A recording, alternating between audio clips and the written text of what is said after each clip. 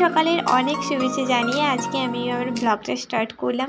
High friends, welcome back to my daily blog channel লাইফস্টাইলের মধ্যে। তো কেমন আছো তোমরা সবাই? আশা করি সবাই খুব সুস্থ আছো, ভালো আছো, আমরাও খুব ভালো আছি।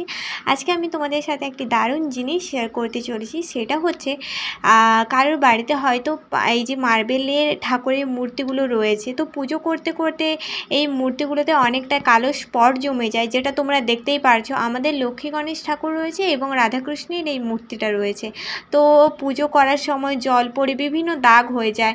তো সেই দাগগুলো দেখতে খুব একটা ভালো লাগে না, মানে মনে হয় নিজের কাছে খুবই যেন অপরিষ্কার রয়েছে জিনিসটা, সেরকমই আর কি। তো সেইটা আমি আজকে পরিষ্কার করব একদম ঘরোয়া পদ্ধতিতে, খুবই অল্প দামে, মানে ইনভেস্ট খুব একটা বেশি না।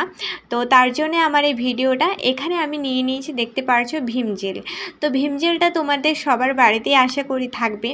তো ভীম জেলটা তোমরা ইউজ করতে পারো। তো ভীম জেলের মধ্যে আমি এই যে খাবার যে সোডা রয়েছে সেই সোডাটা দিয়ে দিচ্ছি। এখানে আমি সোডার পরিমাণটা আপাতত 2 চামচ রাখছি। এবার তোমাদের যেরকম ঠাকুর রয়েছে, মানে মূর্তি রয়েছে, সেই অনুযায়ী তোমরা নিতে পারো।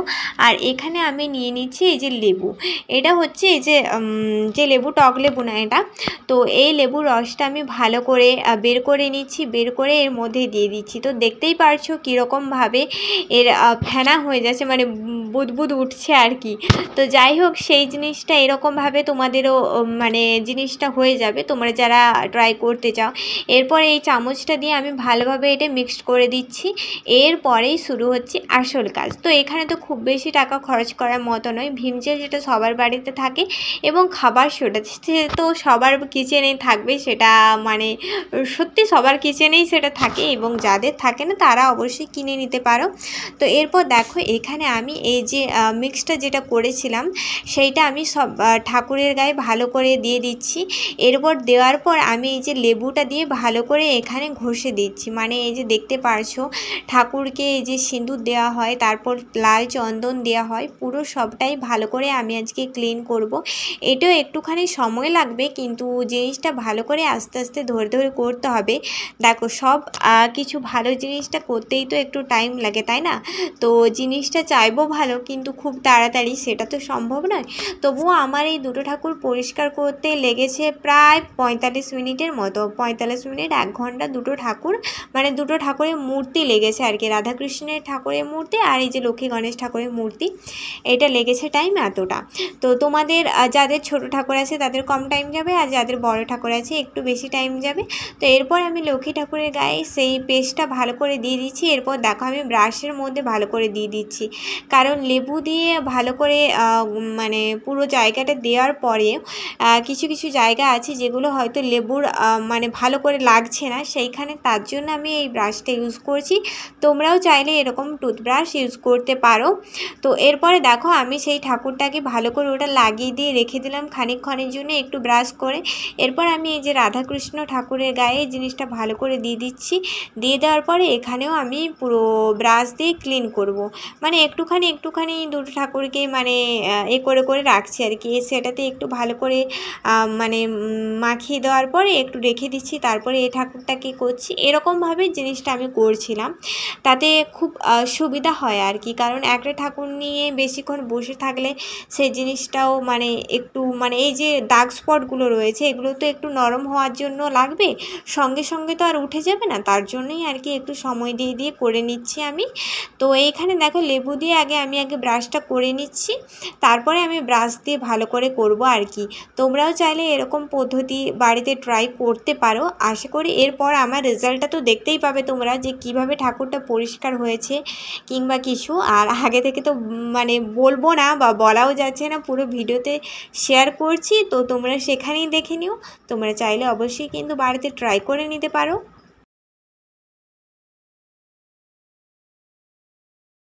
এই ফাঁকে আজকে আমার ভিডিও যারা নতুনভাবে দেখছো বা নতুনভাবে আমার চ্যানেলে ভিজিট করেছো, তাদের সবাইকে অনুরোধ রইল আমার চ্যানেলটা অবশ্যই কিন্তু সাবস্ক্রাইব করে, কারণ সুন্দর সুন্দর নতুন নতুন ভিডিও পাওয়ার জন্য। আর যারা সাবস্ক্রাইব করে রেখেছো তাদেরকে অনেক অনেক অনেক ধন্যবাদ। ফেসবুক থেকে যারা আমার ব্লগগুলো দেখছো অবশ্যই কিন্তু আমার ফেসবুক পেজটা ফলো করে রেখো।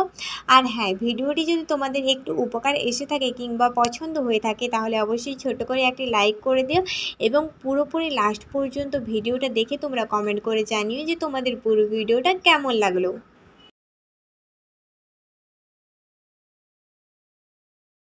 রাধাকৃষ্ণ ঠাকুরের মূর্তিটা মোটামুটি একটু ক্লিন করে নেওয়ার পর আবার লক্ষ্মী গণেশ ঠাকুরটা নিয়ে বসেছিলাম। এরকমভাবে আমি যেটা বলেছি আর কি, সেরকমভাবে আস্তে আস্তে পুরোটা ক্লিন করে নিয়েছি। এরকমভাবে আলতো হাতে তোমাদের করতে হবে। যেখানে একটু মানে ময়লা বা স্পটটা বেশি রয়েছে সেখানে একটু তোমরা প্রেশার দিয়ে করবে, খুব বেশি প্রেশার দেওয়ার দরকার নেই। একদম আমাদের এই বাচ্চাগুলোকে আজকে স্নান করিয়ে দিচ্ছি বলতে পারো। তো অনেক দিন পর আমি না আগে আগে কি করতাম জানো তো, এমনি ভীম জেল বা ভীম সাবান দিয়ে আমি জিনিসটা পরিষ্কার করতাম, মানে এই ঠাকুরগুলোকে। তো এরপর মানে আমি সেদিন হঠাৎ আমি ইউটিউবে সার্চ করলাম যে কিভাবে কি এরকমভাবে পাথরের মূর্তি বা মার্বেলের মূর্তিগুলো পরিষ্কার করা যায়। হঠাৎ একটা ভিডিও দেখতে পাই, সেখানে আমাদের গনু সোনা মানে গণেশ ঠাকুরকে পরিষ্কার করা হচ্ছিল। তো আমি সেইটা দেখেই ভিডিওটা অ্যাপ্লাই করলাম এবং তোমাদের সাথেও আমি ছোট্ট করে শেয়ার করে দিলাম। তো এরকম ভিডিও যদি তোমরা আরও বেশি করে দেখতে চাও অবশ্যই কিন্তু আমাকে কমেন্ট করে জানিও। অনেক টিপস তো আমি তোমাদের সাথে শেয়ার করব। আর এই যে দেখো ভালো করে আমি জল নিয়ে এসেছিলাম বালতিতে করে, ভালো করে ক্লিন করে নিলাম। এবার রাধা কৃষ্ণ মূর্তিটাকেও আমি ভালো করে ক্লিন করে নিচ্ছি, কারণ এখানে 2-3 বার জল পাল্টে পাল্টে আমি ভালো করে ক্লিন করে নিচ্ছি। এই ঠাকুরগুলোকে কলের কাছে নিয়ে যাইনি, আমি একদম বালতিতে করে জল নিয়ে এসে ভালো করে স্নান করিয়ে দিচ্ছি। তোমরাও এরকমভাবে চাইলে পরিষ্কার করে নিতে পারো। এরপর ব্রাশটা ধুয়ে আর একবার ব্রাশ করে নিলাম যাতে আরও সুন্দরভাবে জিনিসটা পরিষ্কার হয়ে যায়।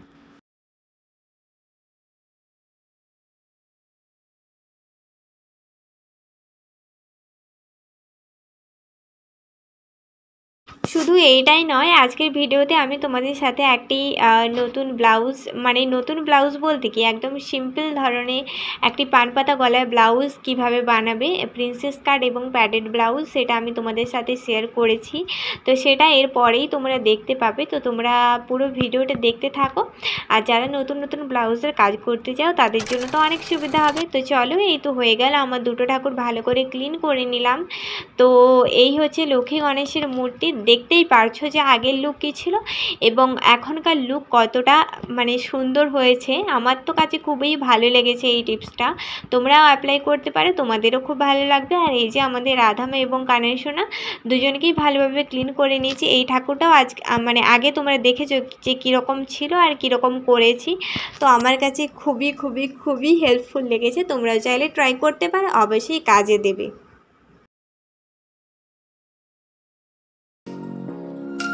তো চলো এবার আমি নিয়ে চলে এলাম এই যে ব্লাউজটা। তো ব্লাউজের একদম 3টে পার্ট, মানে মেন ফেব্রিক সাথে 2টো লাইনিং রয়েছে, কারণ প্যাডেড ব্লাউজ যেহেতু হবে তার জন্য মানে 2টো লাইনিং লাগবে।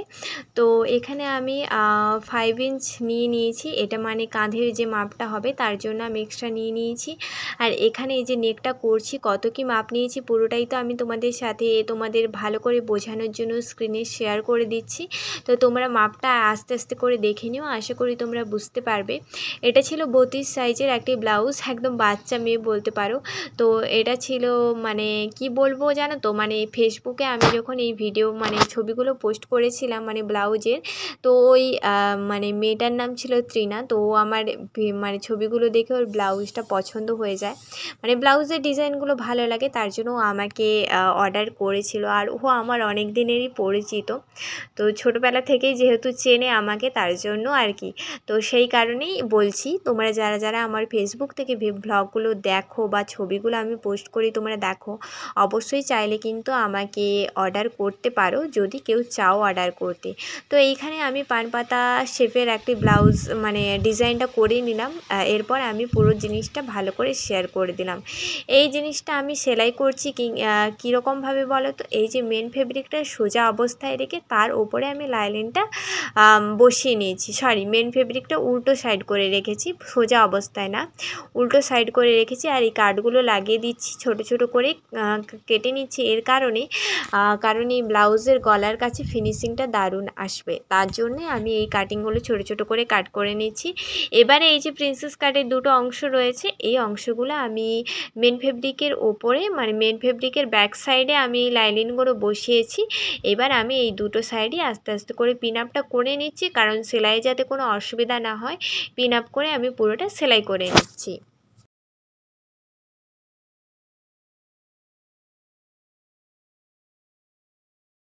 সেলাই অলমোস্ট ডান। এবারে আমি এই যে এক্সট্রা ফেব্রিকগুলো রয়েছে এগুলো ছোট ছোট করে যেগুলো বেরিয়ে রয়েছে না সেগুলো আমি কেটে দিচ্ছি।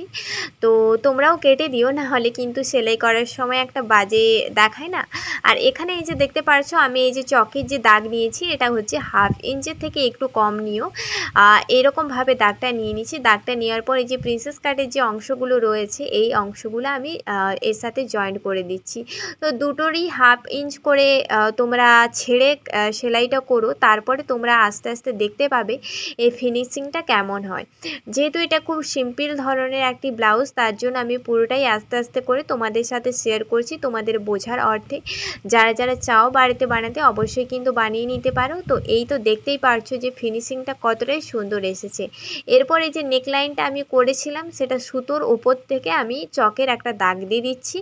এরপরে মানে যেখানে ব্রা প্যাডটা বসাবো আর কি, তো সেই লাইনিংটা নিয়ে আমি এই যে মেন ফেব্রিকের সামনের অংশে আমি বসিয়ে নিচ্ছি। এরপরে আমি এখান থেকে সেলাইটা লাগাবো। তো এরপরে এখানে চকের দাগটা দিয়েছিলাম এই কারণে যাতে আমার বুঝতে কোনো অসুবিধা না হয়, সেই দাগ বরাবরই আমি পুরো সেলাইটা করে নিচ্ছি। এটা খুবই আস্তে আস্তে ধীরে ধীরে করতে হবে, কারণ সেলাই বেঁকে গেলে ডিজাইনটাও বেঁকে যাবে, তখন দেখতে খুব একটা ভালো লাগবে না। যেহেতু অর্ডারের জিনিস যতটা পারবো মানে ফিনিশিং দিয়ে করার চেষ্টা করবো আর কি, বাড়িতে পরার জন্য হলেও সেটা যতটা পারবো ফিনিশিং দিতে পারলে খুবই ভালো লাগে জিনিসটা। তোমরাও যারা নতুন নতুন করছো বা কিংবা করতে চাইছো তারা অবশ্যই কিন্তু এটা মাথায় রেখে আস্তে আস্তে করো। সময়টা বেশি লাগুক সেটা কোনো ব্যাপার নয়, কিন্তু জিনিসটা যখন সুন্দর হবে তখন নিজেরও মনে আনন্দ লাগবে এবং নিজের কাছে খুবই ভালো লাগবে যে আমি এত সুন্দর একটা ডিজাইন বানাতে পারলাম বা বানাতে পেরেছি, এই হচ্ছে কথা। এরপরে দেখো আমি এই যে লাইনিংটাকে যেটা সামনে থেকে সেলাই করেছিলাম সেটা উল্টো দিক করে নিয়ে উপর থেকে একটা সেলাই করে নিচ্ছি, মানে নেকলাইন বরাবর একটা সেলাই করে নিচ্ছি। তো এই তো হয়ে গেল আমার সেলাইটা কমপ্লিট। তো এরপরে আমি এই যে ওপর থেকে 9 ইঞ্চ নিয়েছি আর মাঝখান থেকে 4 ইঞ্চ। তো এইখানে আমি প্যাডগুলো বসাবো, মানে ব্রা প্যাডগুলো এখানে আমি বসিয়ে দেবো। ব্রা প্যাড বসানোর অনেক ভিডিও আমি তোমাদের সাথে শেয়ার করেছি, আর তারপরেও আবারও শেয়ার করে দিচ্ছি, কারণ এই ব্লাউজটা পুরো ফুল টিউটোরিয়ালটা যেহেতু আমি তোমাদের সাথে শেয়ার করছি তার জন্য আমি এটা মিস করলাম না। তোমরা এই ভিডিওতেই পুরোটা পেয়ে যাবে। তো তার জন্য আমি সেই তোমাদের সুবিধার কথা ভেবেই পুরোটা শেয়ার করে দিয়েছি। ভিডিওটা হয়তো অনেক লং হয়ে গেছে, তাও ঠিক আছে, কোনো প্রবলেম না। তোমরা তো দেখছোই, তোমাদের ভালো লাগাটাই সব থেকে বড় কথা। ভিডিওটা লং হোক না কেন তাতে কি যায় আসে। তারপরে পুরোটা আমি পিন আপ করে দিয়ে এরপরে সেলাইটা লাগিয়ে দিচ্ছি ভালো করে। তো এইভাবে তোমরা আগে পিন দিয়ে সেট করে নেবে, না হলে সেলাই করার সময় প্রচণ্ড প্রবলেম হতে পারে। তার জন্য আমি পিন দিয়ে সেট করে নিচ্ছি। এরকমভাবে আমি প্রত্যেকবারে সেলাই করি। আর সেলাইয়ের ব্যাপারে তোমরা যদি কিছু জানতে চাও কিংবা কিছু, সেটা কিন্তু অবশ্যই আমাকে কমেন্ট করো, আমি সেখানে তোমাদের রিপ্লাই দেওয়ার চেষ্টা করব। আর হ্যাঁ, কেউ যদি আমার কাছে ব্লাউজ সালোয়ার কিংবা মানে যেগুলো লেডিস ড্রেস হয় সেগুলো যদি বানাতে চাও অবশ্যই কিন্তু আমাকে কমেন্ট করে জানিও, আমি তোমাদের কমেন্টে রিপ্লাই দেওয়ার চেষ্টা করব। আর যদি সম্ভব হয় আমি তোমাদের বানিয়ে দেবো, সেটা কোনো প্রবলেম নয়। আর এই যে দেখতে পারছো এরপরে আমি ব্লাউজ মানে কোমর পট্টিটা লাগিয়ে নিচ্ছি। কোমর পট্টিটা লাগিয়ে নেওয়ার পরে আমি এর উপর থেকে চাপ সেলাই একটা দিয়ে দিচ্ছি। চাপ সেলাই দেওয়ার পরে এটা উল্টো দিকে ঘুরিয়ে ডবল ফোল্ড করে তারপরে আমি আবার একটা সেলাই দিয়ে দেব। তো কত সুন্দরভাবে এবং সহজভাবে ব্লাউজটা তৈরি হয়ে গেল পানপাতা শেপের। তো এই তো হয়ে গেল আমার ব্লাউজ ডিজাইন। তো তোমাদের কেমন লেগেছে অবশ্যই সেটা জানিও। এরপর আমি ফাইনাল লুকটা তোমাদের সাথে শেয়ার করে দিচ্ছি একটু পরেই, তো তোমরা দেখতেই পাবে 1 2 3। তো চলো, এই হচ্ছে ব্লাউজের সামনের অংশ, মানে ফ্রন্ট পার্ট যেটা এরকম পানপাতা নেক হয়েছে আর পুরো ডিজাইনটা এরকম। এর পরের দিন আমি তোমাদের সাথে ব্যাক নেকটা শেয়ার করব আর এই যে হাতাটাও শেয়ার করব। তো চলো আজকের ভিডিও এই পর্যন্ত, টাটা।